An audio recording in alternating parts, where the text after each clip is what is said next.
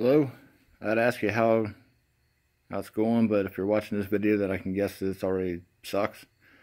This is a fuel tank off of a 98 Isuzu Trooper. Making this video because try to pass on some tips that I was looking for that I couldn't really find. There's stuff out there about if you have problems with your fuel pump or the sending unit that cut an access hole in the floorboard. I wasn't too keen on that with my problem of, well, you can obviously see the rust. The actual fuel line itself right here was what rusted in two, stranded the vehicle alongside the interstate, so I knew there was going to be other issues, plus I didn't really want to cut a hole in the floorboard. So to drop it out, there's basically a skid plate that goes up underneath of this. I believe it was 4 bolts, 2 on each side. Penetrating oil, pink oil. It's going to be one of your best friends in this. With all these bolts, if you're dealing with rust like what I'm dealing with, you don't want to try to horse too many of these bolts out. They'll start working out and you'll start getting them moving, and you'll think that they're moving, and you'll end up twisting and breaking the bolt off. Luckily with the skid plate, I only broke one of them. One of the best things to do with the rusted bolts is once you break them loose, to soak them in a penetrating oil. Try to let stuff soak as long as you can. When it's loose, work it back and forth, like loosen it, put some pink oil on it, tighten it back up a little bit, loosen it again, put the pink oil on it, tighten it back up, then loosen it back up, put pink oil on it, and let it soak.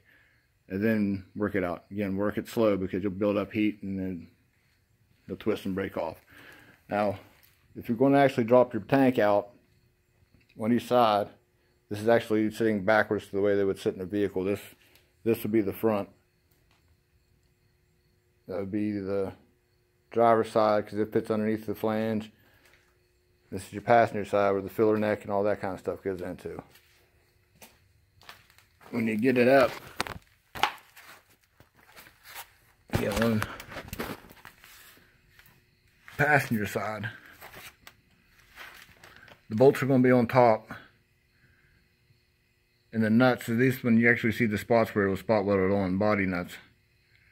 When you have it between the gas tank and where it sits on top of these flanges, there's not enough room to actually get a wrench up in there. Plus with all the dirt and rust and all that kind of stuff, you're not going to be able to really get any kind of, I mean, if you can, I'm glad for you, but if you can't, what I do is where these nuts were.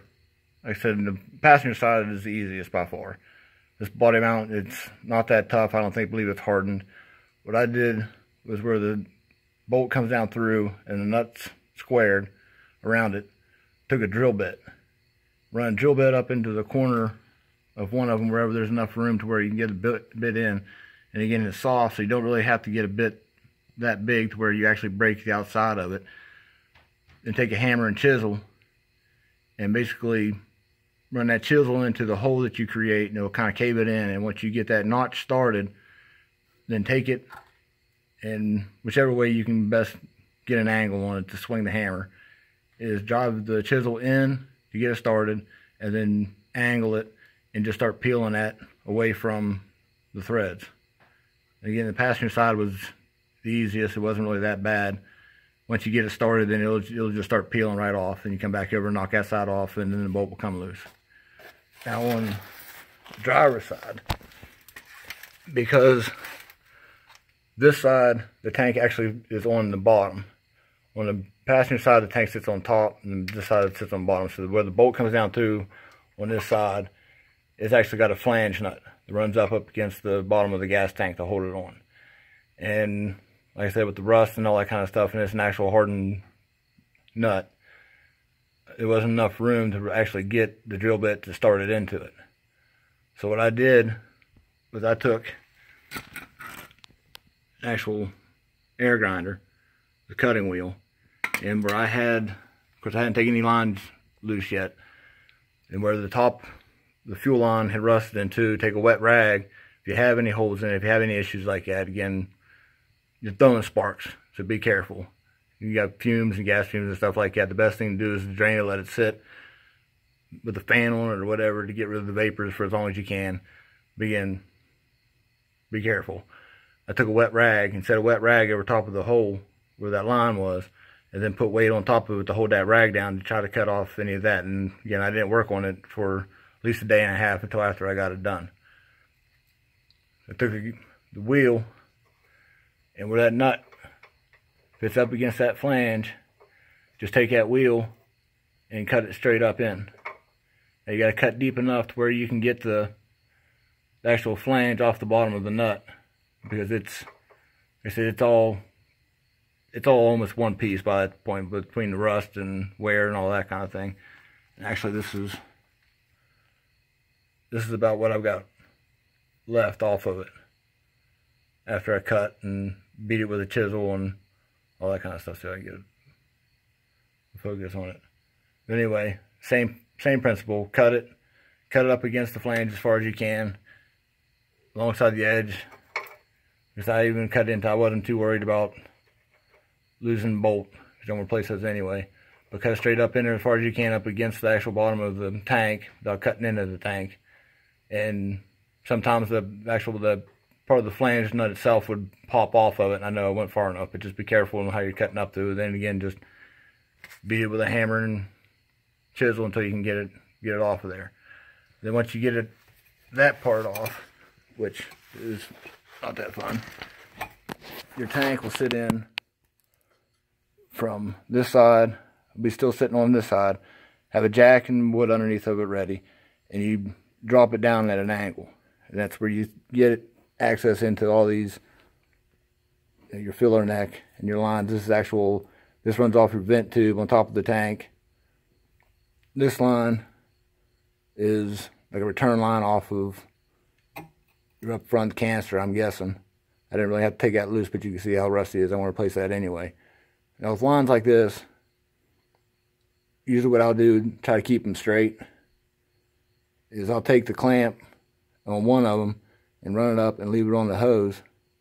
Then on the other one, I'll run that clamp and I'll put it over onto the pipe, or just take it off. That way when I can keep them straight, where I know where, well, this one doesn't have a clamp on it. The clamp's on the hose, so I know that's where it goes. That kind of a thing. However works best for you to keep stuff straight. The plugs are all pretty simple, because they're only going to plug into one shape plug. These are the remains of, where's the other one? These are the remains of the actual lines that run into my fuel pump, into that assembly. Again, the larger one is your main fuel. This is your returns, the smaller one. And you can see, they rusted completely off. And I'm planning on replacing that. I'm going to do away with these quick disconnects. It's vinyl line. You can get vinyl line from your local parts store. You can get connectors and splicers and all that kind of stuff, because, like I said, if you've got a 98 Isuzu Trooper, then probably by now you understand the difficulty you're going to find in trying to get that assembly. The fuel pump, you can get a fuel pump for it. But that assembly itself, if you have the assembly and it's just your fuel pump and this stuff isn't all rusted out that bad, be careful with your assembly, because you cannot find another one. I mean, it's a unicorn. I've searched and searched and searched, and you might get lucky, and I hope you do, that there's a junkyard close to you that's got one that's usable. The only one that I found is clear over on the other side of the country, and they won't even ship. So once you get it down out, of course this is cleaned up. I didn't think about making this until after I was done with everything. Of course this whole top, I mean, you see the amount of rust that I was dealing with. And again, this is part of your vent line that runs from one side to the other.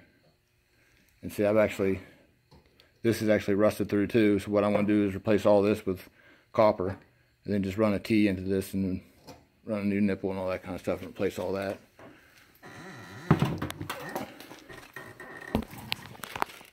Your pressure sensor, tank pressure sensor, goes in. This grommet just fits down inside of here, and this is the sensor itself, and that just sticks down in. I believe it sits that way, so you can go ahead and that wheel will just pop straight up out of there, so you don't have to worry about what's underneath of it. This is your power plug for it, and the actual plug itself it's crimped on the bottom of it, so you don't want to get trying to mess with that too bad and trying to pop it out, because it's hardened plastic. But again, however long it's been in there, I'm worried about trying to crack it, trying to get it out. I mean, that's something we're going to have to deal with later. Because I can't find another one of these.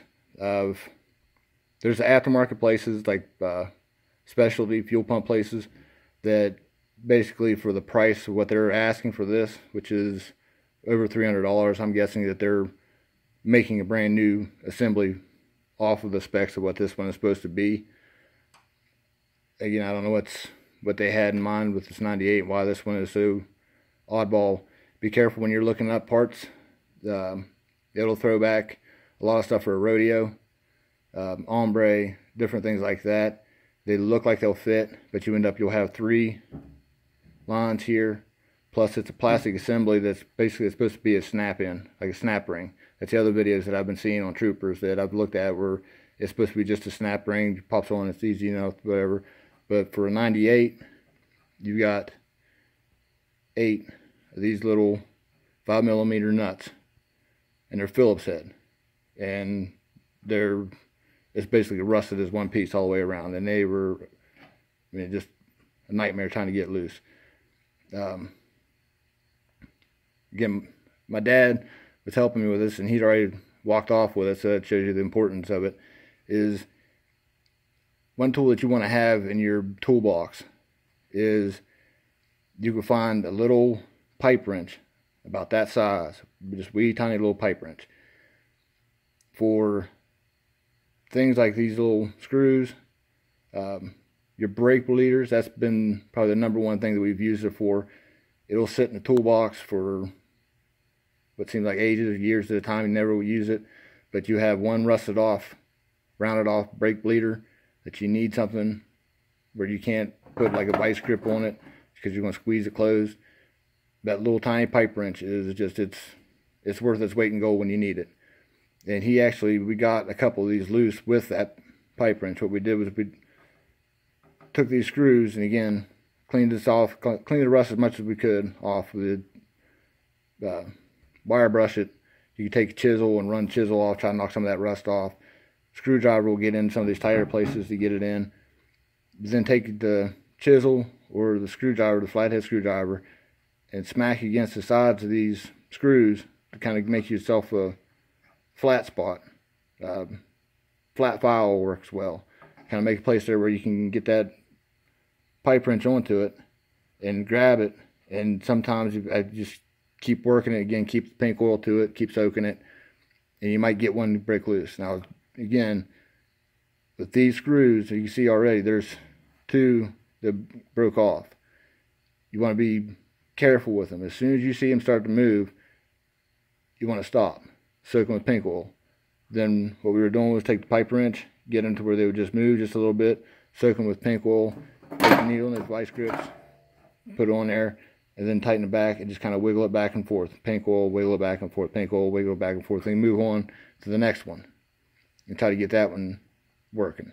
And we ended up, I think, maybe 2 of them, 2 or 3 we got loose that way. Then these other ones were still frozen on. We couldn't, I mean, because you get into places like this where you can't really get the pipe wrench onto it, and this one, and there wasn't really anything to do. So what I did was took a little drill bit and took it, run it down into the head of that screw. And again, you got to be careful because this is the screw that you're dealing with. Again, it's a little 5mm screw. This is actually one that we got loose with the pipe wrench. You kind of see the flat spots on how we did it. When you run that drill bit into this, if you try to go that way, again, you're going to need a set of easy outs. I'm going to show you that here in a second. You don't want to run that drill bit any deeper than that head, or just barely past it as little as possible, because if you run down into those threads, try to get it off. That's how I broke these off, was I went too deep with it, and actually it'll snap it off right there on your threads because it's going to make it really bad, like a weak spot on it. And you don't want to run it down. That's one of the bad things about the easy outs, is sometimes it can be kind of counterproductive because you run down in there and it presses the threads out and it actually makes it tighter. So I did, like I said, I ran drill bit down in there. And then this is the actual easy out that I used. This one's been broke before, so I didn't have to drive it down in as far. So it's already kind of got a sharp edge to grab. Take it and put it down in that hole. Then I took a ball peen hammer and smacked it down in it so where it would be tight enough to where it would actually grab hold of it. And then, like I said, with that little pipe wrench or a crescent wrench, just started putting pressure on it. Just started twisting. Then, like I said, don't try to wrench, like really horse on it, try to get it all at once. Just slow, steady pressure. Just keep on it, keep on it, keep on it until you finally it'll move a little bit. Like I said, then you gotta keep pink oil to it. Gotta keep, like I said, then once I got it loose, it would move. Then vice grips, squeeze it, work it back and forth, work it back and forth. And like I said, I had these three were the ones that I was working on, and I think this one too. And again, what I would do is I would start on one, get it loose, then I move to the next one. And while I was working on that one, I had the pink oil on that one soaking. Get that one loose, pink oil onto it, then move to the next one. Get it loose, pink oil, then I go back and start over again. And just keep going over. Then finally when I got done, to where I got that little bit of play was really good and free, I put pink oil to it, let it soak overnight, and came back out and got them loose. Now when you actually get it out, that's the assembly that you can't find. And again, the ones that I did find, they want $300 for this piece right here. Because we talked about trying to tap that, to put our own little fitting on top of it to run for those fuel lines. But again, that metal is just, it is what it is. So what we're going to do is we're just going to replace this whole line. See, this is the fuel line running down in. This is your return line. It's 1/4 inch and 5/16. This is the fuel pump. Again, that's the screen. It'll sit down and top in there this way. And this is where your fuel line runs into. Since it's rubber hose and it fits up on that, we're going to drill these hoses out, these tubes, and replace them with our own. Like I said, you can get, once you get up on top of here and you come out with your own lines, you can run Advanced Auto, AutoZone, wherever, Napa. You can find the vinyl line, you can find these other lines, you can find all the splicings, all the connectors, and all that kind of stuff that you need to replace it. But it's just this piece right here. What we're going to do is run a line in, one solid piece, run it all the way in, bend it ourselves, run it up out of the top, bring it up out of the top, and put that bend back on where it should be, which is a 90 degree when it comes up out of here and turns back towards the front of the car. And then this hole that's left, we're just going to braze it. Braze it around. So I hope that helps. I don't know, talking pretty fast, but that's just the way that it works, is just pink oil, chisel, drill bits, and easy outsets. That kind of stuff, man. It can be a pain sometimes dealing with the rust, but you gotta do what you gotta do. So best of luck to you, and hope you got easier road ahead than what I did.